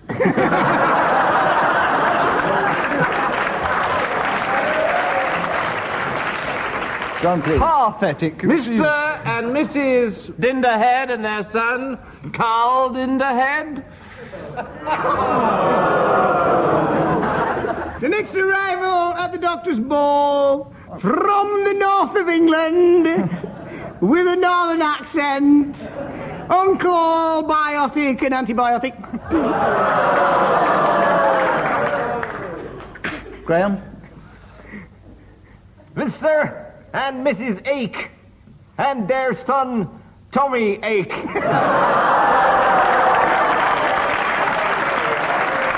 the late arrival, Mr. and Mrs. Sillin and their daughter, Penelope.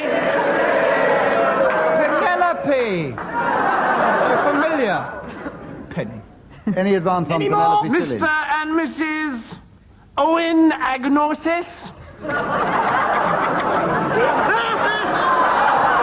And their son, Emrys Agnosis. Closely followed by a couple from Africa. Except that their son's been anglicised a bit, educated at Oxford. Mr. and Mrs. Nicological Ward, and their son, Guy Nicological Ward. And also, from last week, Farmer Giles and his chicken pox.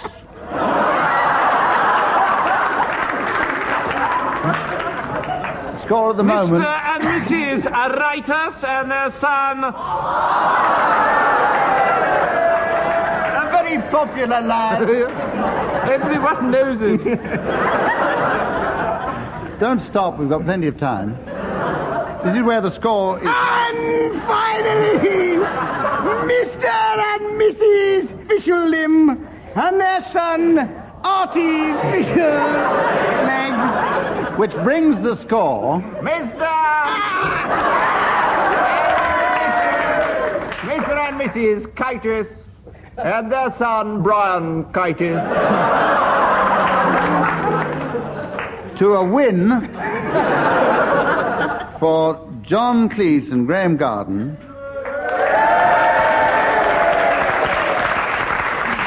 For 32 1/16 over Tim and Bill with a score of 33. And now, and you can work that one out. It's time for me to say that it's the end of our session for tonight, and on behalf of our musical accompanist, David Lee,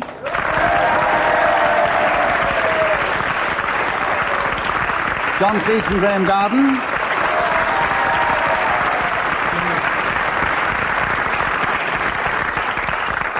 Tim Brooke Taylor and Bill Oddie,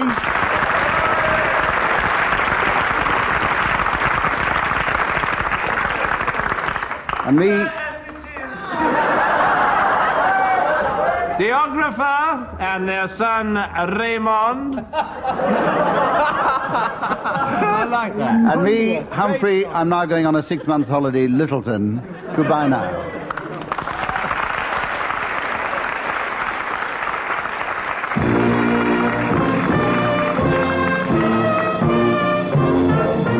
Once more, Humphrey Littleton says goodbye on behalf of Tim Brooke Taylor, John Cleese, Graham Garden, and Bill Oddie. Dave Lee was at the piano, and the producer was John Castles.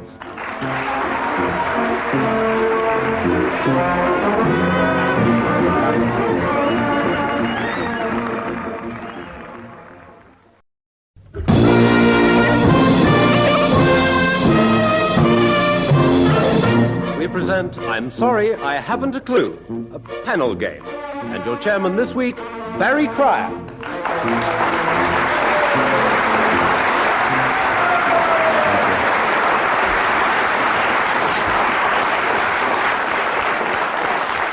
Welcome to I'm Sorry I Haven't a Clue, the show that is to radio what Beverly Nichols is to heavy engineering.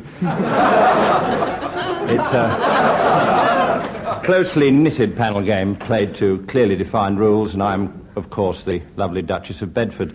May I introduce, said he, picking up his written ad libs, the members of our teams on this occasion. On my left, Joe, let's blindfold the band and tango till dawn, Kendall.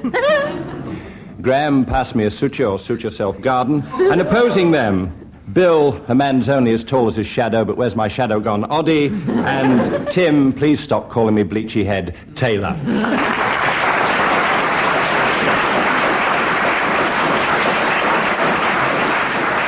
And we do, in fact, start with our initial round, which is Calypso time, ladies and gentlemen. And by the way, I've just spotted Henry Cooper in our audience. Oh, I'm sorry, madam. I'll give... The flash of an earring deceived me. I'll give each team a subject on which they must improvise a 4-line Calypso, singing alternate lines. We'll start with Tim and Bill, and your subject, gentlemen, the Loch Ness monster.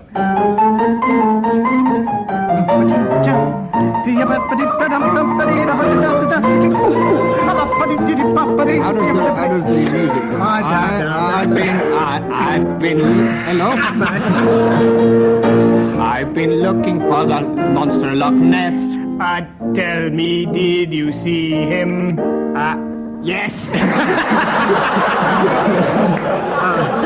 He was big and ugly. I think it was him. No, that was just Andy Stewart out for a swim.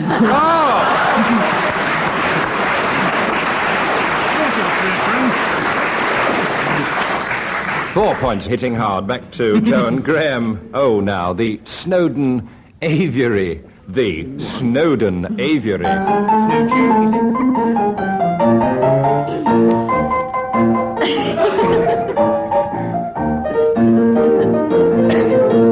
I saw Snowdon's aviary the other day. It didn't look very nice, and I must say... But it's all right to go there. What's the tune after dark? With a pretty little bird for a bit of a lark.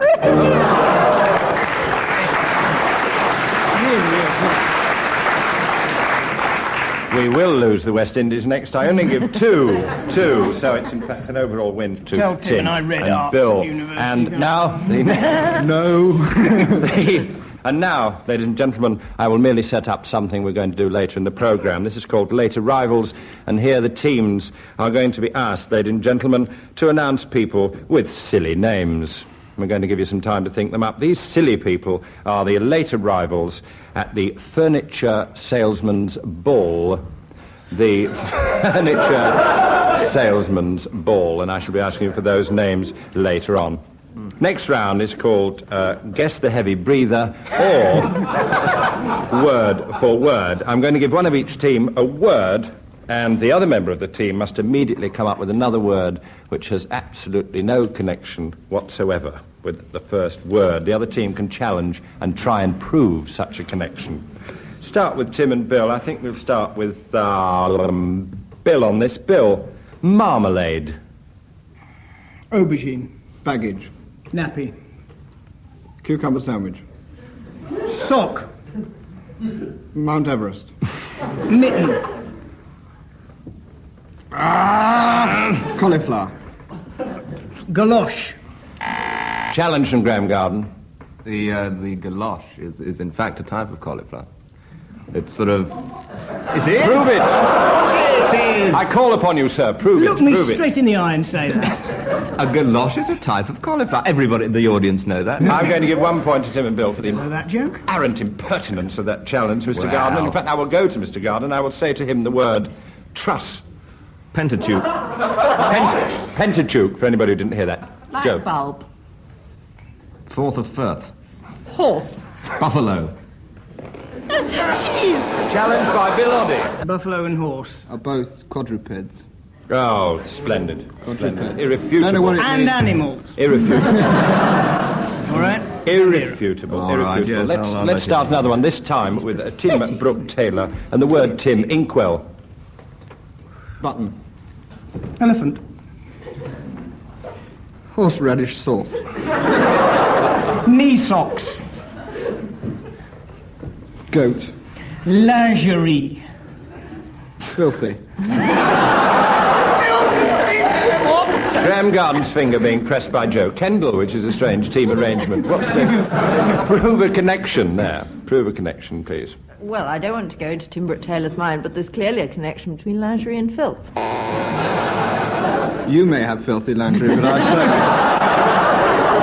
I thought His is perfectly clean. And so nothing to do with it whatsoever. 2 points. I appeal to our fair chairman. I thought for one incredible moment Joe was going to say she didn't want to go into your lingerie. But the moment passed. What a relief. The moment passed, and we will go on from that. You are leading, you two over there, on my right. Of course. We will, in fact, give Joe a word. The word is stamp. Jumper. Poor beagle. Cigarette butt. Microphone. House. Water. Pig. All right. Rebarbative. Vituperative. Dislocation. Challenge and Tim Brooke Taylor, who had gone into a coma at that point. Barbative and vituperative rhyme. I'll allow that. I'll allow that. I'll allow that. On that triumphant note, we'll call a halt to that round with... they were only showing off Till and anyway. Viv. Showing off. Let's move to... Doctor. Now we move to reverse singing, which could, in fact, set songwriting back several years. I'm going to ask each player to sing a song, reversing the meaning. Tim Brooke Taylor is crouching, but everybody should have a hobby. Let me give you a for instance. You have to sing a song reversing the meaning of the words, lady and gent. Let me give you a quick for instance. If it was Daisy, Daisy, give me a round to do, it'd be something on the lines of Buttercup, Buttercup. Please don't tell me your question. I'm totally mad. Of that ilk, of that order. Yes. I'm sure that's crystal clear. I'm not having a crystal here, I wouldn't know. So we start with Joe Kendall. Joe Kendall, would you in fact sing? My old man's a dustman, but reverse the meaning of as many words as possible, in fact.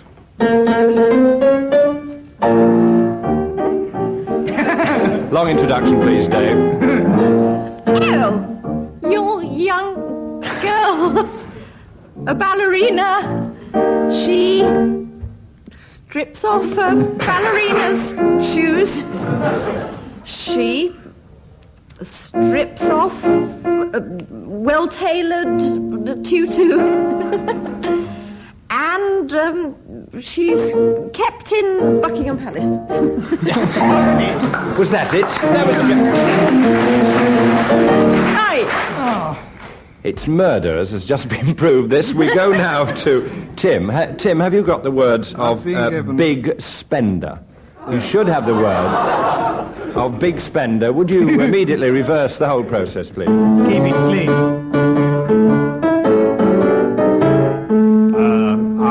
We ran out of lamb cutlet.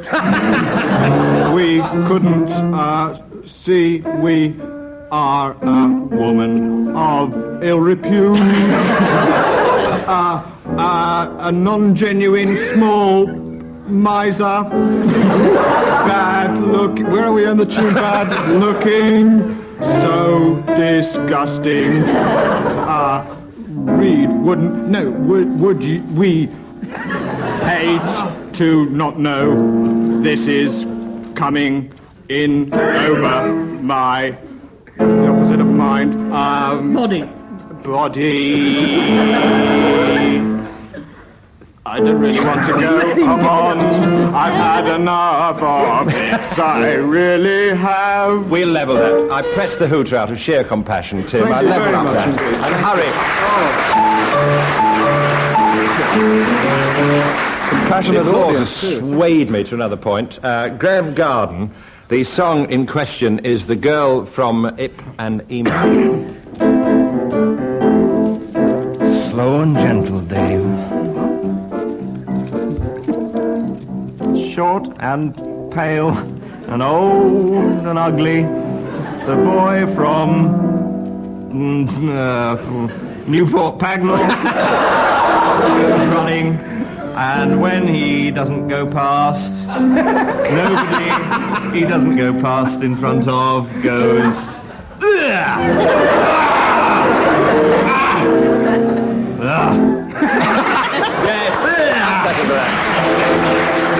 for that. And now it's Bill Oddie regaling us with When the Red Robin.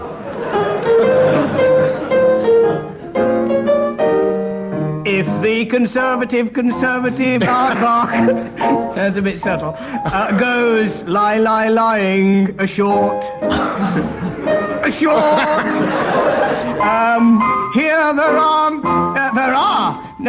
some laughing if he goes talking his new horrible talk.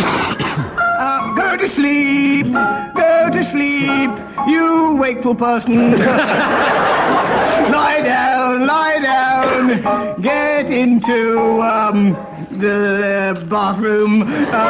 Be miserable, the moon is blue. Die, cry, hate, and be miserable. I think that's the way. I think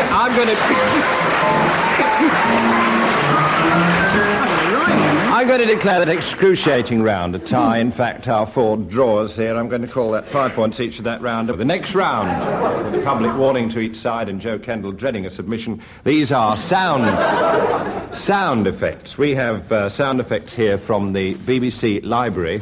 Do hurry up and guess them, because there's a fine if they go back late. We're going to ask you to listen to these sound effects and construct a story which very logically explains what these sound effects are, in fact, portraying. I'm going to appeal to the audience, not that I often do, but I shall appeal to the audience after this to get a decision on it. We're going to start with Graham, I think, and could we have Graham's sound effect, please?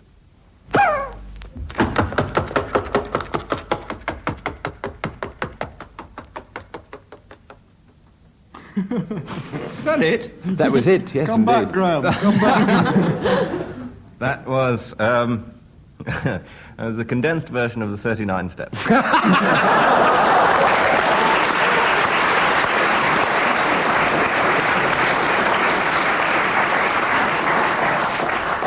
3 points, that single contribution alone. Bill, will you listen to this?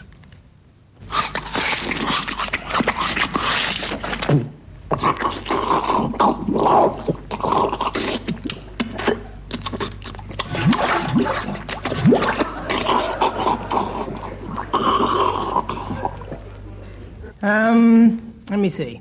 I think that was something to do with Tarzan. I recognise Cheetah in there somewhere. Couldn't hear him, but I could smell him. I think it was Tarzan. He diving into a bowl of syrup, by the sound of it, towards the end, and wrestling with a man eating celery. I like it. I like it. 3 points, level I've heard of a man-eating tiger, but not a man-eating celery. Now Really? to that. No, I do it every night. That Joe And I Kendall. eat celery. Joe Kendall. Cock an ear to this.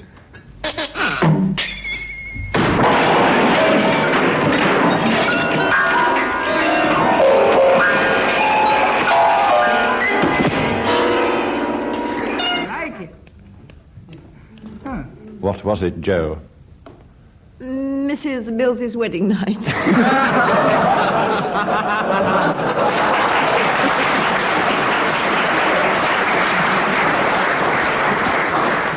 The applause sways me to 4 points for that, and it's Tim Brooke Taylor.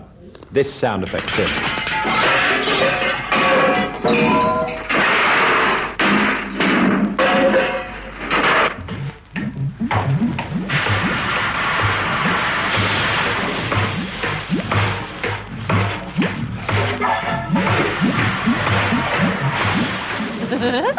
Well, that was the longest, Tim. What was it? I don't know what it is, but I in fact just rung my plumber to stop it in my house. As it sounded more like a Chinese steam engine sent over specially to mate with the Royal Scot. Unsuccessfully.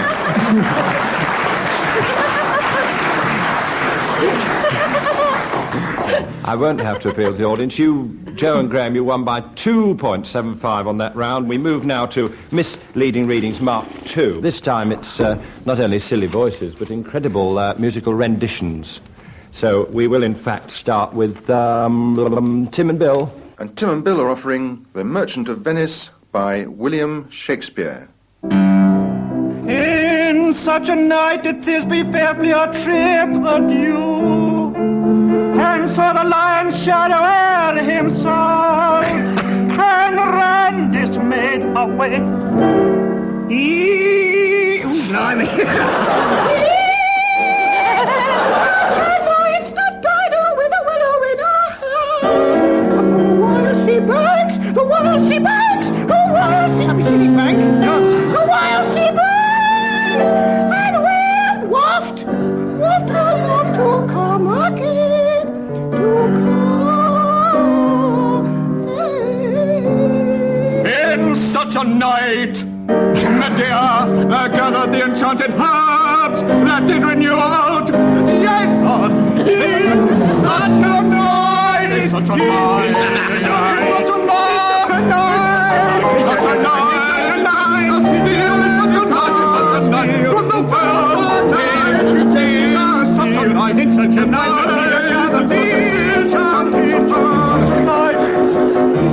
in such a night, in such a night, in such a night, in such a night, in such a night, that did young Lorenzo swear he loved her well. It wasn't such a night, actually.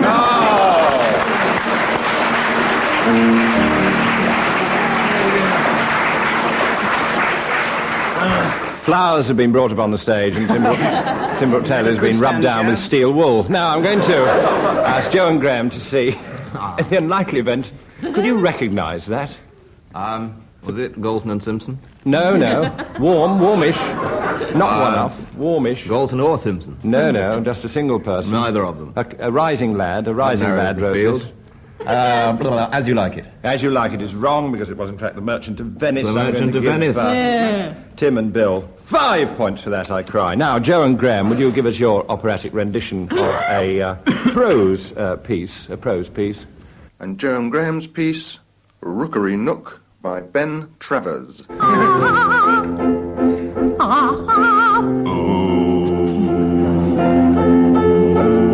I came about a bag I lost.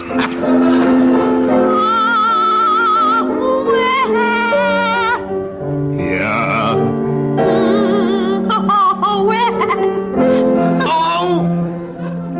No, I didn't lose it. He lost it. I want to know if it's come back. Come back! Come back from where? From wherever it went to. You said it went here. Oh! Mr. Twine. What? Mr. Twine. Mr. Twine. What? Lost my place.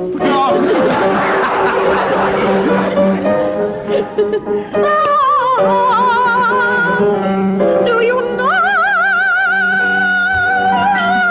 anything? No? Yes. Yes. No. Yes. No. Yes. No. Really, it's all right about the bag. Don't mention it. Don't mention it. Don't mention it. Don't mention it. Don't mention it. Don't mention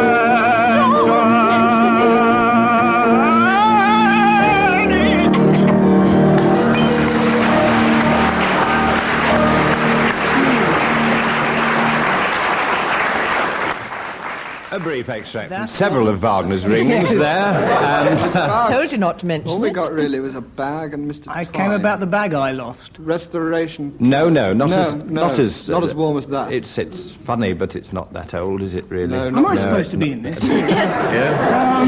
Welcome back, Bill. Welcome back to.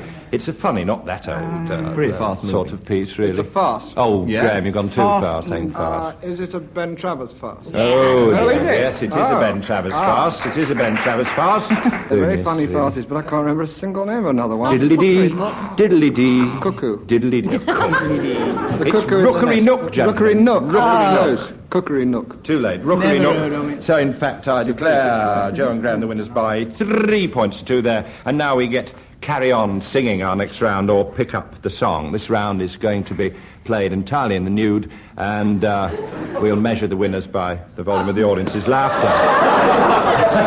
And I'm going to ask one player to start a song, and when he or she stops on a word of their choice, the next player in the opposing team must pick up on the word at which they stopped, but with a totally different song. So I'm going to start with Bill Oddie. Exciting, isn't it? Bill Oddie, sing a song and stop at a word of your choice. Graham Garden to pick it up with a different song. Bill. Hello, darling. wasn't sure of the second word for a minute. Hello, Dolly. It's so nice to have you back where you belong. Long ago and far away. Way down upon the Mississippi.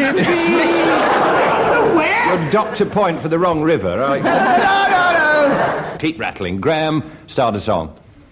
The hills are alive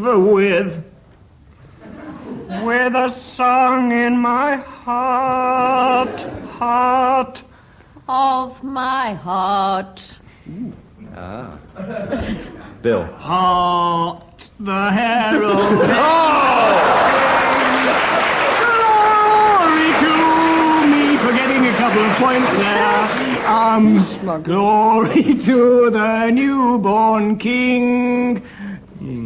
King Wenceslas looked out is the one you're throwing over to me. Out. Quick, Tim. Out. And here comes the song My now. hooter is poised. Oh, no, it doesn't. Out the window.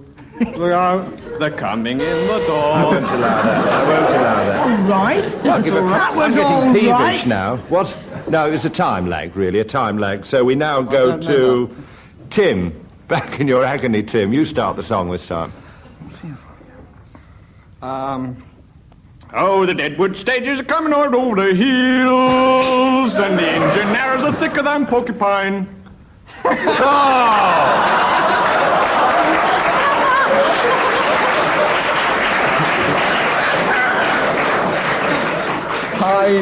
Pine. 4 points if you don't get that one. That's great. There was a million porcupine Pint your songs. wagon. Pint your wagon, she says.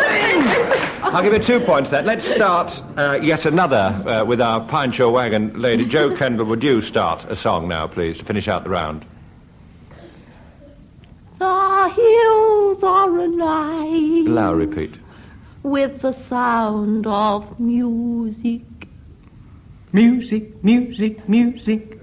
Put another nickel in the nickel. Oh, dear. We're enjoying this one, aren't we? All together.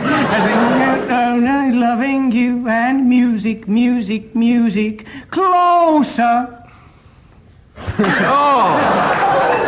Closer the door. They come. Hey! Closer the door. Let us go. I'm sorry. Richard, open the door and let. Let there be love. He's a many splendid thing. It's the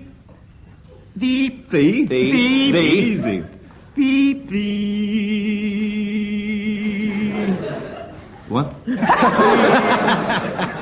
Hills are alive. The hills are alive. Sound. It's a good song its own right. Sound of music. Sound of gong ringing a bell. Let the golden wedding bells chime. That was Let the Jim. golden wedding bells chime. Chime. Every mountain. Hey!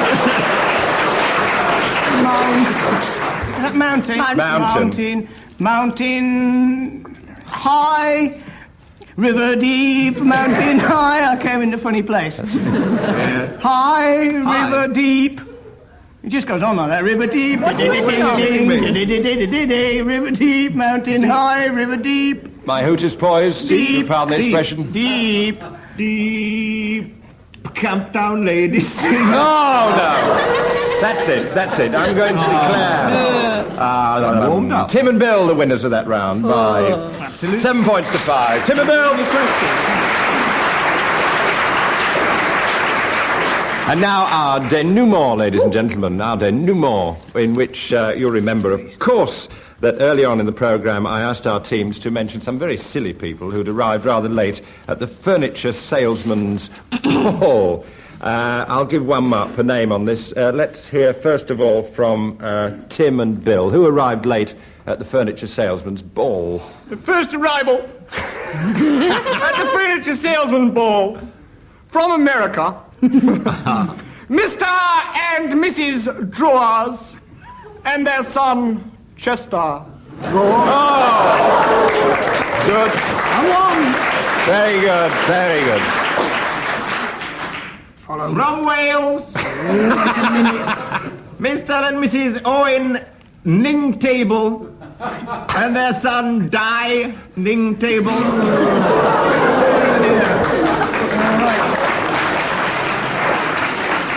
Yes.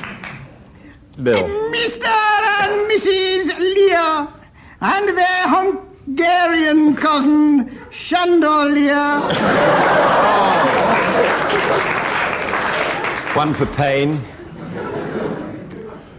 Who else arrived at the ball? Mr. Joe. and Mrs. Clock. I daren't say it. You dare? And their grandfather.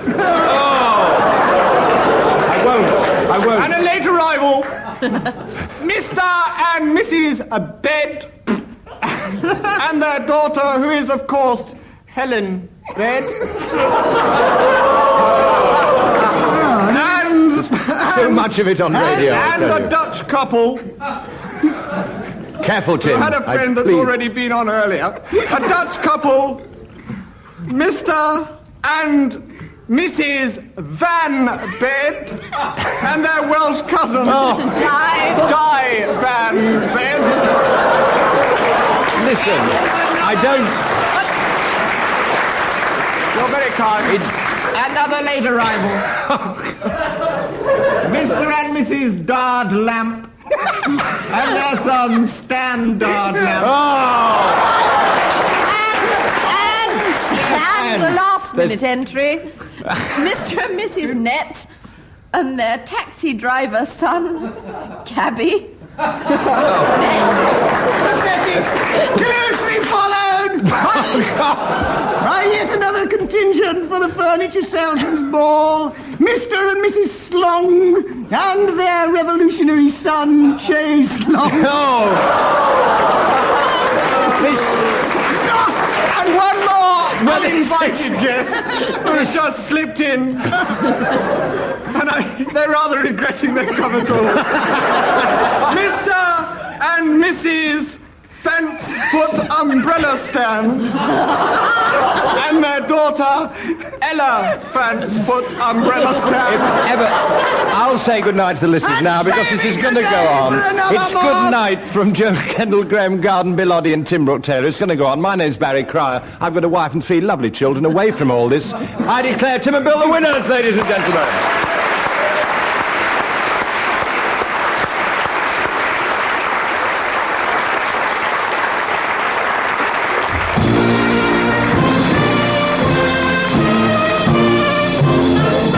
That was Barry Cryer finally getting rid of Tim Brooke Taylor, Graham Garden, Joe Kendall and Bill Oddie for another week. Dave Lee was at the piano and the producer was John Castles.